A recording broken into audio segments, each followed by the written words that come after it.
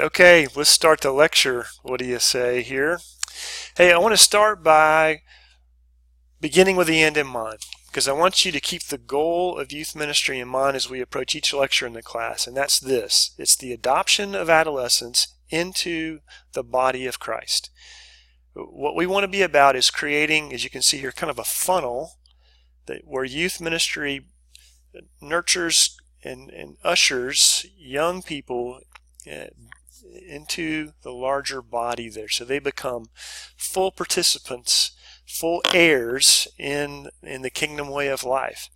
Historically, youth ministry really has been more of a programmatic entity that's not typically designed to do that. It may be happening in some ways. Maybe it's happening where you are, and that's great. But I would say by and large, there's a lot of support for youth ministry at a church, but the idea that the church itself should be the receiving body that adopts adolescents into the full life of the church is not always embraced by everybody. So that's our goal.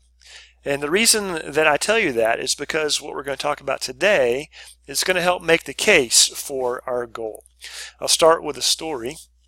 A number of years ago, when I was a part-time staff person at a church working in youth ministry, and I was also a volunteer with Young Life, I'd go to this restaurant where a number of youth ministry people would meet for breakfast almost any day of the week because it was centered right around several high schools. A lot of kids would stop in for food before they go to school. And so this one particular day, I ran into Katie. And Katie was involved in our youth group at church. She was also involved with Young Life. I knew Katie well. I knew her family well. So it was no surprise to see her and spend some time with her there eating. But she was telling me this particular day about a really stressful situation she was going to have to face at school. She had to deal with some kind of uncomfortable confrontation with someone. I can't even remember now what it was about, but I just remember her saying, I'm just so stressed out. I don't know what to do. I'm so stressed out. And so me wanting to be the helpful sort of, on the spot youth worker with always the right thing to say at the right time, I just said, Katie, just be yourself. To which Katie fired back to me, but I don't know who that is. And I've always remembered that conversation with Katie. It was very formative for me. It illustrates probably what you already know and observe in kids, that at some level they're trying to answer the developmental question, who am I? So it's not a novel idea in youth ministry. But what's unique about this is the fact that the task of being yourself, with emphasis on self, has become increasingly more difficult throughout all of history. I would really say in recent history, it's just become more and more challenging. So we want to take some time to understand why so that we can ask ourselves this really significant question. What can we as ministers to adolescents do in order to help them and guide them in this journey of becoming who they are, of being themselves? I would suggest this is a really a foundational aspect of ministry to adolescents for us if we're really going to take seriously the end goal of adolescents being adopted into the body of Christ.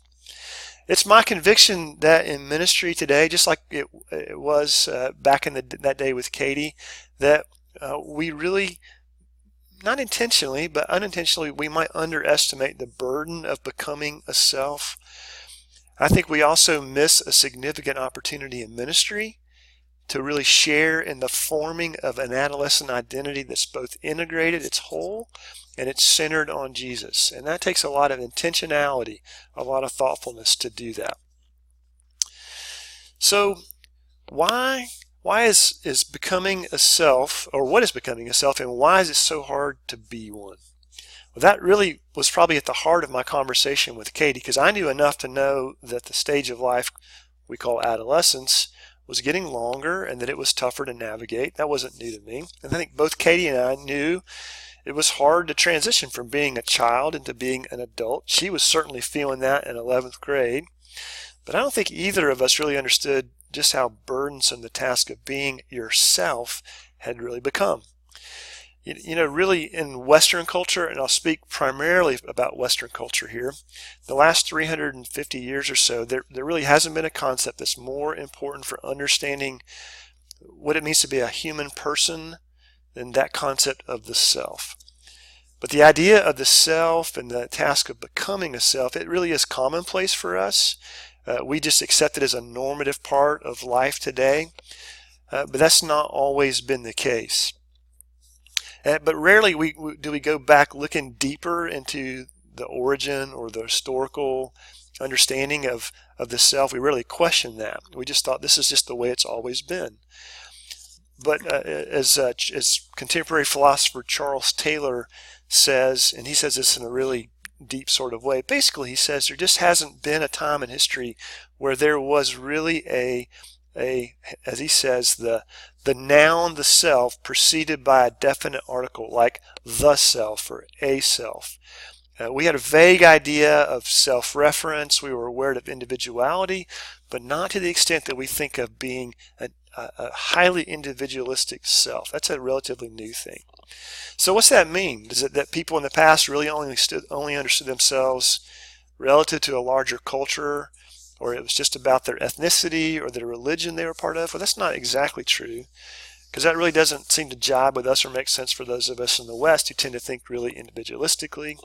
We've grown up with a notion, haven't we, that you can be anything you want to be. We were told that since the time we had diapers on our bodies, probably. So this is, pretty typical for us, and it may kind of run counter to what we would assume being a self really is, because we tend to kind of push back against traditions or norms that start to impinge on our ability to choose for ourselves who we are, right? Well, that's not the way it's always been, but I don't want you to think that that this historic understanding of who we are is without respect for individuals.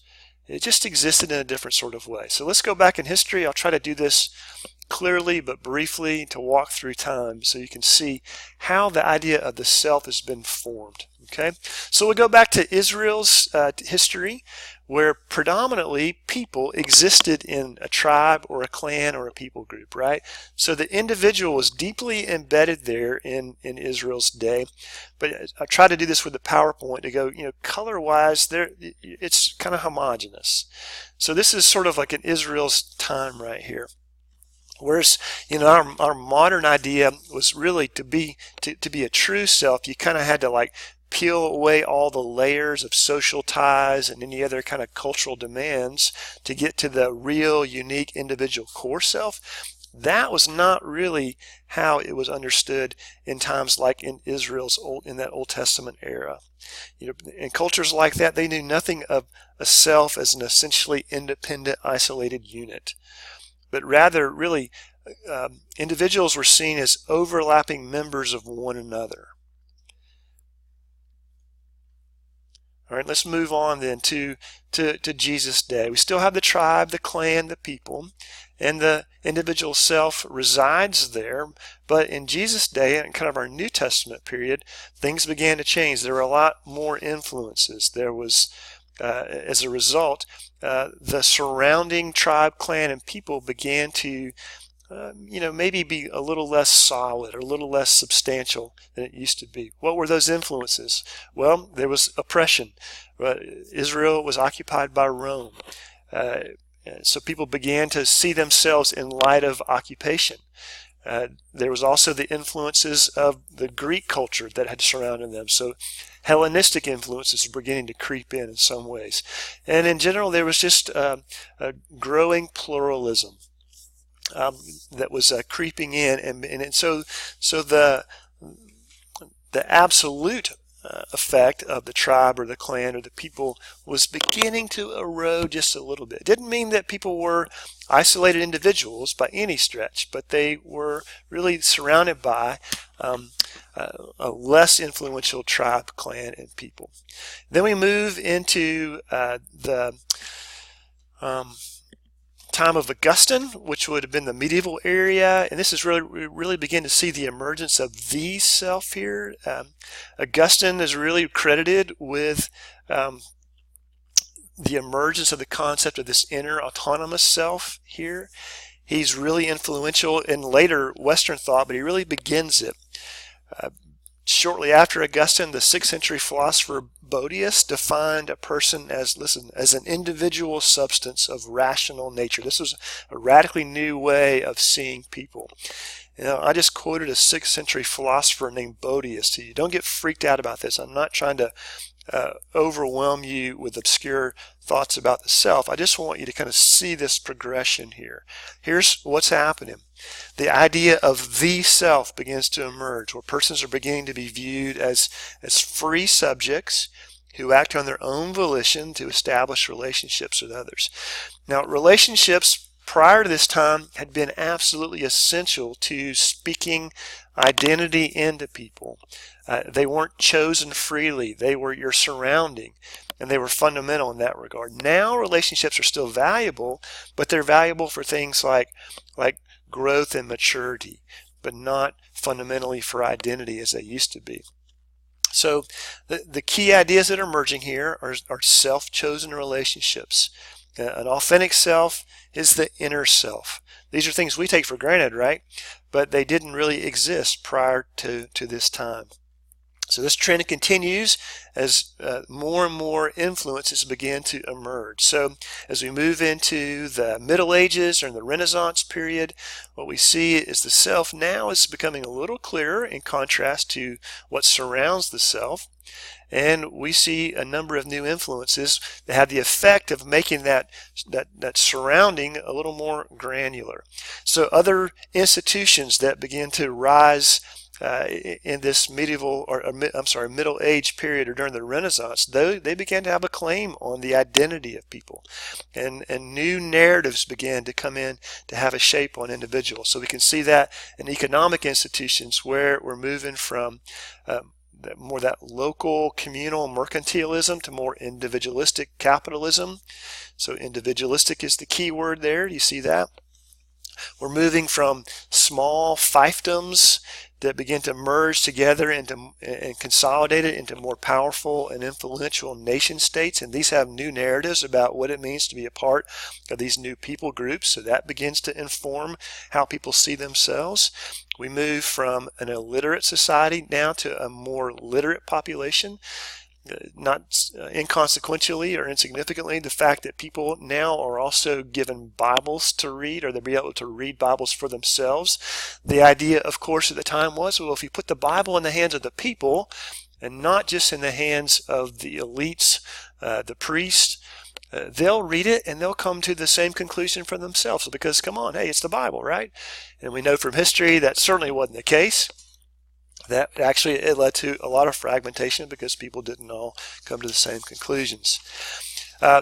Before this, Rome had been the central power and where all of Christian life had been directed. But now in the Reformation, Rome's influence as this monolithic institution begins to erode, and people begin to think of themselves in new ways in light of the Reformation. And then we're starting to move now from traditional into more societal commitments, and that has an effect on who we are as individuals. Now we're going to move into the Enlightenment period. We got that granular surrounding there. The individual, by contrast, is in the midst of that, and we're seeing the emergence of the modern industrial West here. Okay, so what happens during this time? Well, we move from a period of time where science begins to grow in its influence in the place of religion, and the notion that maybe the world actually works without a God begins to emerge as science begins to make new discoveries and come up with new explanations.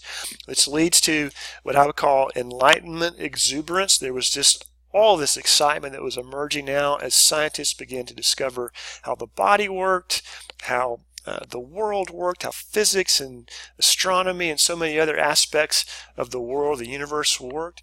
The notion that at some point we were on a trajectory towards discovering all the ways that the world and the universe worked, and that we'd be able to solve all the challenges or problems that faced us. And so as a result, human beings were moving into the center of that universe. And that was the place that previously only God occupied. So God begins to move out of the center. The individual is now really seen as the one who holds the most influence for figuring out how things ought to be. Also, at the same time, this wasn't just a movement of the scientific elites or the Enlightenment.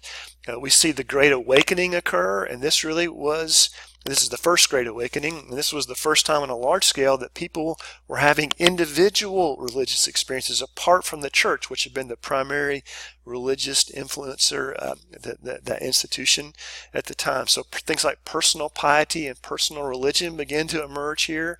You see the movements of like the Puritans who were trying to escape what they saw the corruption of the institutionalized church as well. And so again, high emphasis on personal individualistic piety that had not really existed to this extent before. So again, there's a big influence there. We see things like later in this modern period, the rise of modern psychology, and particularly in the late 19th century, the concept of adolescence shows up. But this really is where psychology begins to delve deeper into what an individual is, and probing the inner workings of the self. This is really kind of pondered now, and so now we really see the self is preeminent. And then, whereas before the norms were moving from traditional to societal, now they're moving from societal to individual. So what happens is this surrounding that had supported the individual begins to fade away, and so now what we're left with, as you can see, is the individual self all alone. So when we come back to adolescence, again, just in my conversation with Katie, and as you probably know, one of the fundamental driving questions they have is, who am I? But now, where that question is preeminent, the self must be discovered alone. So what used to be a cultural, societal, communal responsibility and way of life now falls almost entirely on the shoulders of an adolescent who's transitioning from childhood into adulthood. They essentially have to figure that out all by themselves. When you read, or if you've already read Hurt 2.0, the chapters in Hurt 2.0, this will become abundantly clear. Chap Clark calls this systemic abandonment. It's a key term or concept that we'll refer to throughout the class. But that's really where we are now, and that is a cataclysmic shift from what it meant to be a person centuries and centuries ago. It's never been like this before. So we would exist in a world today where we might be fair to say that adolescents are offered unrestricted meaning making. And if you're an adolescent, that might sound like the greatest thing ever, until we're faced with the reality that they live in a world of constant change with an endless array of choices, and essentially no one with the credibility to be able to walk with them and say, this is the choice for you and this isn't the choice for you. In fact, it's almost unheard of that, or even considered beneficial to do that now. So all the burden of responsibility falls on the shoulders of adolescents.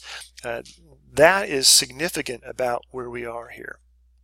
So again, when I say, Katie, be yourself, she fired back, but I don't know who that is. A clear indicator of the challenges of being a self today. So psychologist Jean Twenge says, in our contemporary society, multiple institutions in our culture have taught adolescents their entire lives to put their own needs first and to focus on feeling good about themselves. That's not an indictment or a criticism of adolescents. It's what they've had to do in order to navigate this challenge of being a self all by themselves. Then with regard to religion, Christian Smith in Soul Searching says they are moralistic therapeutic deists. They believe vaguely in a God who's out there and far away. He doesn't have a lot of relevance for day-to-day life, but essentially he wants people to be good and he wants them to be happy. I mean, that is a self-focused form of religion. It's therapeutic. It's what it does for me to make me feel better. And then Kenda Creasy Dean from Princeton says, but they're almost Christian. Who they are, who they live out their lives as Christians, doesn't reflect the historic Orthodox Christian faith. That's the reality of where we are there. in this challenge of being a self. So what about youth ministry?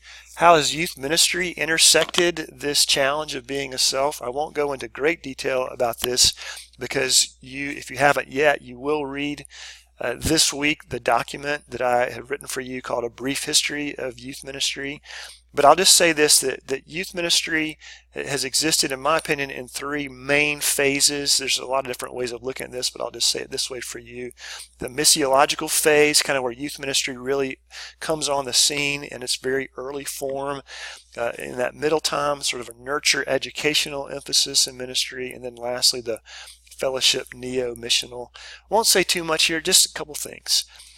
Missiological phase influenced by the Second Great Awakening, that revivalist mentality. Horace Bushnell pushed back against that somewhat. He really believed that could be manipulative and over-emotional. Therefore, he felt like we ought to emphasize nurture, that young people ought to grow up never having not known themselves as Christians. But there were people like Dwight L. Moody who represented a different view, and that was essentially that little people, young people, are little adults, he would say. So adolescence, he would have viewed as young adults, little adults that needed to be converted. That was that missiological evangelistic emphasis at that time as youth ministry begins to emerge. That shifts late 1800s, early 1900s, emphasized by the impact of the Christian Endeavor movement and Christian Endeavor Society, which was highly focused on Christian nurture and was in later much more focused on education. If we know the right things, if we know the right stuff, then we'll be the right people. But then emerging out of World War II, youth ministry began to make a big shift. There was the rise of what we call the teenager. That's where that term emerged in popular culture. It was the rise of the parachurch and professional youth ministry. All of these aspects were brand new. These are what we really know the most about youth ministry today, but these are relatively new on the scene. Excuse me. I would say this, just last little comment about youth ministry, is that essentially youth ministry, at least in this phase and kind of where we are right now, it was trickle-down youth ministry. The idea really was if we reach the middle class, primarily the suburbanites at that time, or those who are leaders, those with social capital who would end up being the shapers of the future, then we'd be able to influence the entire culture for Christ. And that would benefit everybody that we're not reaching right now. So because they'd be engaged politically, in business, in government, in civic organizations. And so Christian influence would permeate all aspects of Western life. So they would emphasize and kind of shrink down the gospel message into what might consider the essentials, like the 4 spiritual laws or the Roman road. But that lacked a connection to a larger narrative of God at work. And so you might think we kind of discarded or jettisoned some essential understanding of what it meant to be a disciple or a follower of Jesus or being the people of God. And I don't want to undermine this idea of the 4 spiritual laws. It was true that Jesus died for our sins, but that was very individualistic, and that kind of fit with where people were at the time. But it really assumed that there was this surrounding environment that was going to take care of the rest. There would be kind of a stream of growth or discipleship that people could kind of step into kind of culturally in a general sense, because culture and society and values were essentially Judeo-Christian, but also there was an easy transition.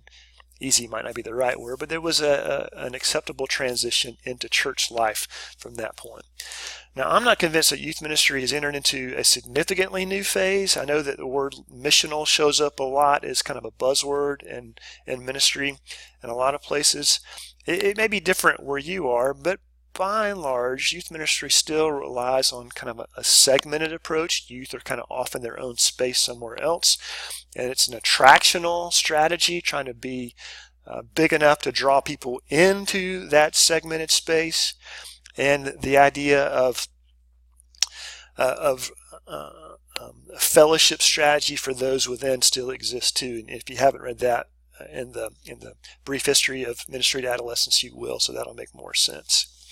But I tell you all this because I want you to to be aware of this idea. That throughout history, what sociologist Peter Berger has said, starting in the 1960s, he said that throughout history, if there was a belief in the sacred, it really came because there were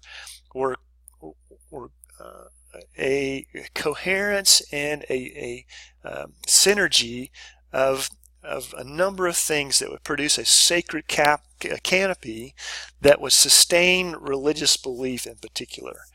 So religious belief had to have what he called plausibility structures. It was plausible to believe in, to put our trust in a particular religion, if that religion were supported and nurtured and cared for and protected by this sacred canopy. So cultural values had to line up. The family as an institution had to be protected. It was a primary place of this kind of nurture and protection. Religious institutions needed to be strong. They needed to have influence in the larger culture. They needed to be the place that people would turn to for guidance. There needed to be a sense of the sacred, so participation in religious life was seen to be something that benefited everybody, and the idea that belief or faith and science could coexist, that faith and science weren't mutually exclusive or polar opposites like they are now. These are just a few suggestions of what might exist in a sacred canopy that would really sustain belief.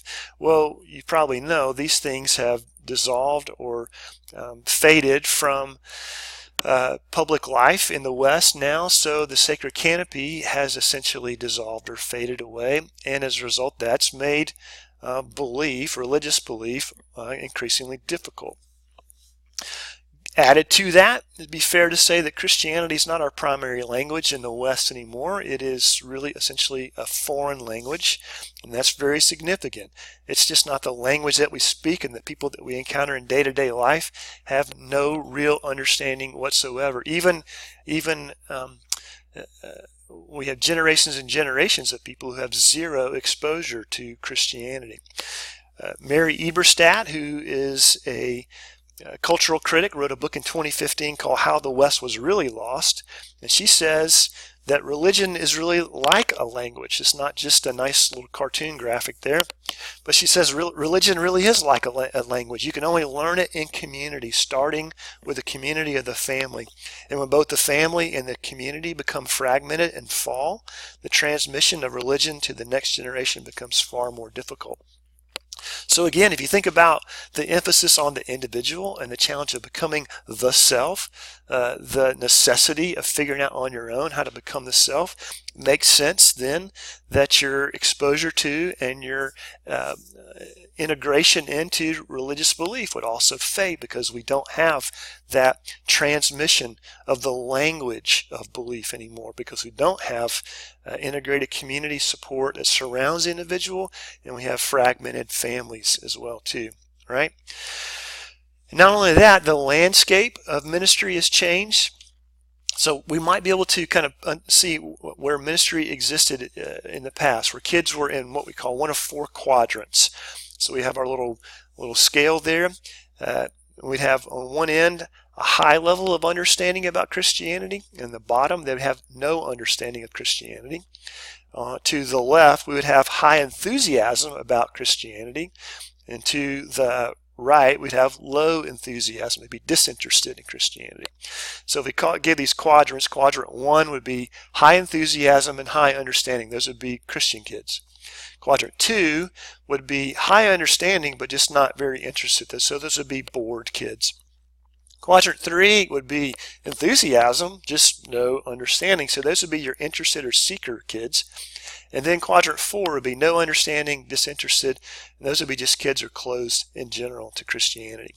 So when this current phase of youth ministry, this fellowship, neo-missional phase of youth ministry beginning in the 1940s really began to emerge, I think we could say that in general we were targeting Christian kids and bored kids. But because there was a high level of understanding, there was still the basic understanding of Christianity still permeated so many aspects of normal life in the West. But what's happened in our day now, whereas there was high understanding before, and things have really shifted in contemporary youth ministry, it goes the other direction. Now there is little or no understanding, and so we have maybe kids who are enthusiastic in the sense that they're seekers, but really this population that we struggle to reach would be this quadrant 4, because most of our ministry techniques, our ministry strategies really were born out of reaching quadrant 1 and quadrant 2 kids. And in order to reach kids in quadrant 4, we aren't going to be able to employ those strategies anymore. We'll talk more about that as we move into strategy and program for ministry. But I'm just going to go ahead and give you a little foreshadow about an emphasis in the class. So what are we left with? It's the unprecedented challenge of being an adolescent today. Adolescents today sense deep down that they're on their own and that they are reaching out, trying to grab hold of something that will communicate to them who they are, that will give them meaning. They're looking for something like a sacred canopy or a coherent grand narrative that makes sense out of their little story, or some kind of cultural exposure to Christianity. Does it exist out there? Does it explain for them what Christianity is? Is there spiritual capital available to invest in them to produce a return of being a self, or social capital that helps make sense for them what it means to be who they are? Well, those things have disappeared, and so now again they're on their own. This was really played out for me a few years ago when I asked a high school boy, Matt, who by all accounts had it all going for him. He was a senior in high school. He was a top academic student. He was a starter on the football team. But I said, Matt, where is it in your world day to day that tells you who you are?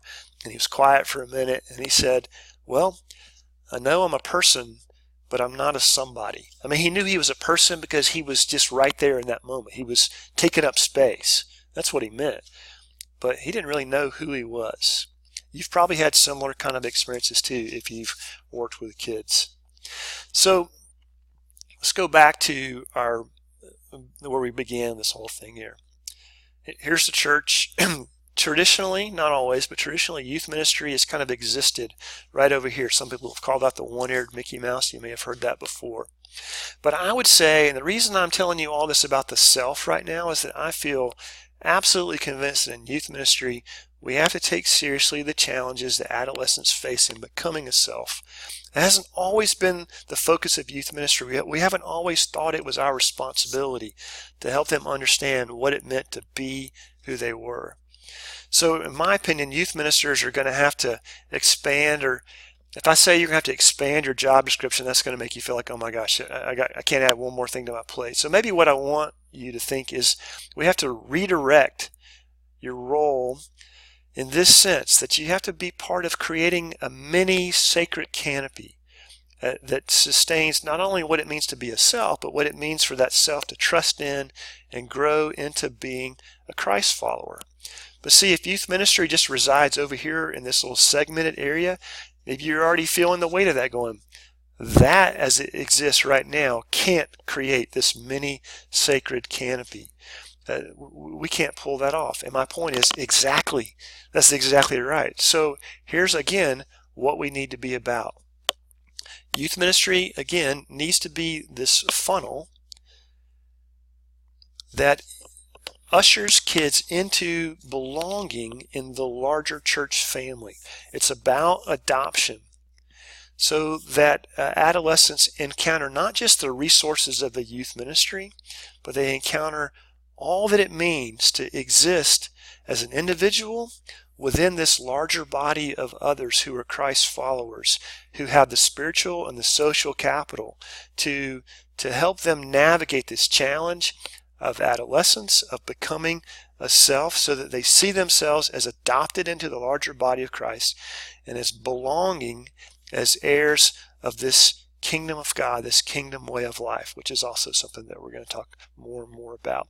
So there'll be a lot more that will come about exactly how we do this as we continue to explore these fundamental and foundational pieces that need to be in place to make that happen. So that's all coming, but this is just one of our foundations here, understanding the history of the self. So thanks for staying engaged all the way through to the end right here. Just a quick reminder, if you haven't done it already, don't forget about the quiz on the HURT 2.0 e-reserve readings off to the right-hand side of the Moodle page, and your reading of that PDF document, A Brief History of Youth Ministry in the West. Have a great week, everybody, and we'll see you in week 3.